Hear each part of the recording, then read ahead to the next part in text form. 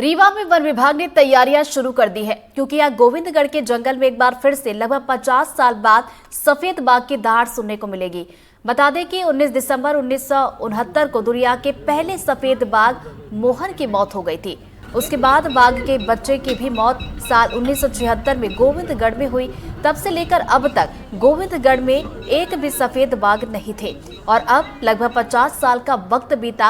अब गोविंदगढ़ में दुनिया का पहला सफेद बाघों का ब्रीडिंग सेंटर बनाया जा रहा है। इसको लेकर तमाम औपचारिकताएं पूरी कर ली गई हैं। वन विभाग ने सफेद बाघों की तलाश भी शुरू कर दी है, जिसकी मदद से सफेद बाघों का ब्रीडिंग सेंटर आबाद करने का काम किया जाएगा।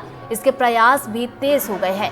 सर्वे का काम अंतिम चरण में है। जल्द ही कंस्ट्रक्शन का काम शुरू होगा।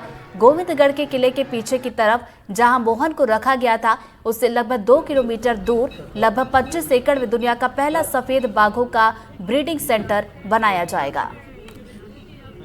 पहली व्हाइट टाइगर ब्रीडिंग सेंटर खुलने जा रही है। तमाम औपचारिकताएं पूरी कर ली गई हैं। हमारे साथ रीवा के मुख्य वन संरक्षक राजेश कुमार जी हैं। उन्हीं से जानने समझने की कोशिश करेंगे। सर, पहली ब्रीडिंग सेंटर व्हाइट टाइगर आपके कार्यकाल में खुलने जा रही है। पहले तो आपको बधाई। किस तरीके की प्लानिंग?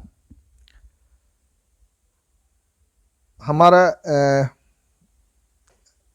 सौभाग्य है कि हमको मेरे कार्यकाल में इसको प्रस्ताव को अमली रूप देने में और CZA से हमको इसकी अनुमति मिलने में हमें सफलता मिली है। मुख्य रूप से ये वर्ष 2010 में जब हमारा वाइट टाइगर सफारी मुकुंदपुर बना था, तो उसमें ये एक जो अप्रूवल में एक एम्बेडेड कंपोनेंट था, जिसमें एक वाइट टाइगर सफारी की बात हुई थी। और इस लंबे अंतराल में हमारा मुकुंदपुर चिड़ियाघर सक्सेसफुली बन भी गया और आज की तारीख में बहुत अच्छे से उसको हम लोग संचालित भी कर रहे हैं। और लगभग 3.25 से 3.5 लाख हमारे विजिटर्स हर साल उसको विजिट कर रहे हैं।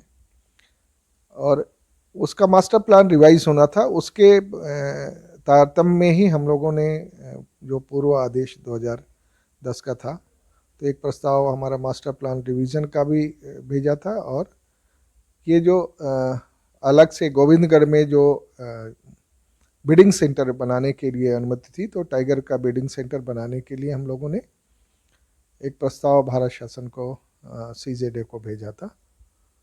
और साथ के साथ हमारा मुख्यालय वन भवन से जो है मुख्य वन प्राणी अभिरक्षक महोदय के यहाँ से ये इसकी DPR तैयार करने की भी हमको पहले DPR की आप बात कर रहे हैं। गोविंदगढ़ में 14 साल आपको लग गए ब्रीडिंग सेंटर को लाने में, अब धरातल पर आ गया है। लगभग क्या लागत होगी? अभी हम लोग इसका जो DPR तैयार कर रहे हैं, सर्वे का काम लगभग ग्राउंड लेवल पे पूरा हो चुका है।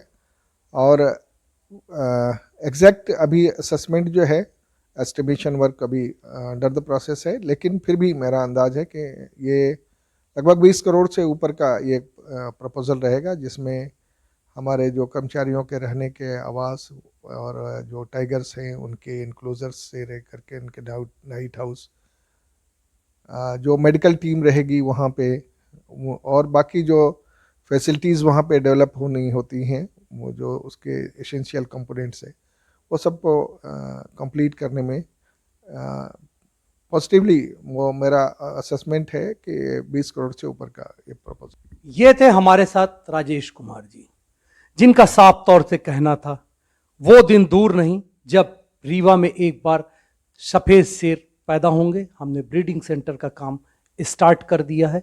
निकट भविष्य में हम यहाँ पर ब्रीडिंग कराएंगे। उसके लिए हमने शेरों के इंतज़ाम के लिए भी तमाम चिड़ियाघरों से बातचीत भी प्रारंभ कर दी है। रीवा के लिए एक बड़ी उपलब्धि, देश के लिए बड़ी उपलब्धि, मध्य प्रदेश के लिए एक बड़ी उपलब्धि होगी व्हाइट टाइगर ब्रीडिंग सेंटर, क्योंकि ये दुनिया का पहला ब्रीडिंग सेंटर व्हाइट टाइगर के लिए होगा। NDTV के लिए मैं जावेद अंसारी। इंदौर में 37वीं वार्षिक गुलाब प्रदर्शनी का आयोजन किया गया, जिसमें देश भर से लाई गई करीब 3000 गुलाब की किस्मों का प्रदर्शन हुआ, जिनमें 2 इंच से लेकर 10 इंच तक के आकार के फूल शामिल रहे। के गांधी मैदान में 37वीं वार्षिक गुलाब प्रदर्शनी का आयोजन किया गया। इस प्रदर्शनी में देश भर से लाए गए अलग अलग किस्म के गुलाबों को प्रदर्शित किया गया। आयोजकों के मुताबिक इस प्रदर्शनी का मकसद लोगों को गुलाबों की अलग अलग किस्मों के बारे में जागरूक करना है। मालवा रोज सोसाइटी करीब 36 वर्षों से प्रदर्शनी लगा रही है और ये हमारा 37वां वर्ष है और इसमें हम लोगों को सिर्फ गुलाब के प्रति अवेयरनेस पैदा करना चाहते हैं, इसके लिए हम लोग लगा रहे हैं इसको। इसमें करीब 3000 वेराइटीज़ हैं, 3000 की वेराइटीज़ आई हैं या, और उसमें कई प्रकार के गुलाब हैं, फ्लोरीबंडा भी है, एस्टी रोज है और भी कई तरह के। अलग अलग रंगों के इन सुंदर गुलाबों की वैरायटीज को देखने के लिए प्रदर्शनी में बड़ी संख्या में लोग पहुंचे और इन गुलाबों को देखकर खुशी जताई। प्रदर्शनी में आए विजिटर्स ने बताया कि वे इस प्रदर्शनी का हर साल बेसब्री से इंतजार करते हैं। मैं यहाँ पर पिछले 30 सालों से आ रही हूँ और मैं हर साल 1 और 2 फरवरी का इंतज़ार करती हूँ कि ये एग्जीबिशन की डेट कब आए और मैं यहाँ पर कब विजिट करने आऊँ। ये मेरा स्पेशल इसीलिए है 2025 का, क्योंकि ये मेरा बेबी है और ये अभी 3 मंथ्स ओल्ड है, पर मुझसे रहा नहीं गया और मैं यहाँ पर ये एग्जीबिशन देख लें 3 मंथ्स के बेबी के साथ में आई हूँ, क्योंकि मुझे बहुत इंतज़ार रहता है। मैं बचपन में थी जब मुझे मेरे पापा भी यहाँ पर लाते थे।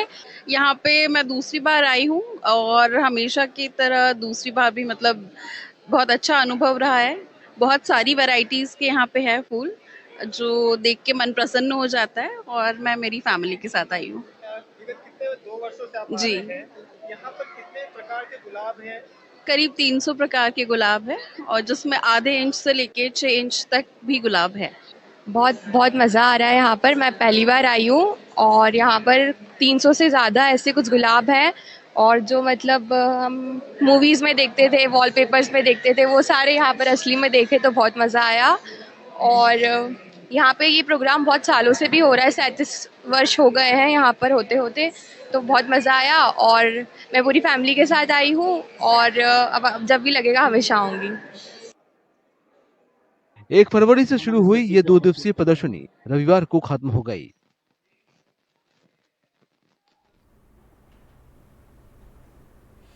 और इसी के साथ एनडीटीवी ग्राउंड रिपोर्ट में फिलहाल इतना ही। आगे देखिए एमपीसीजी 2020। नमस्कार।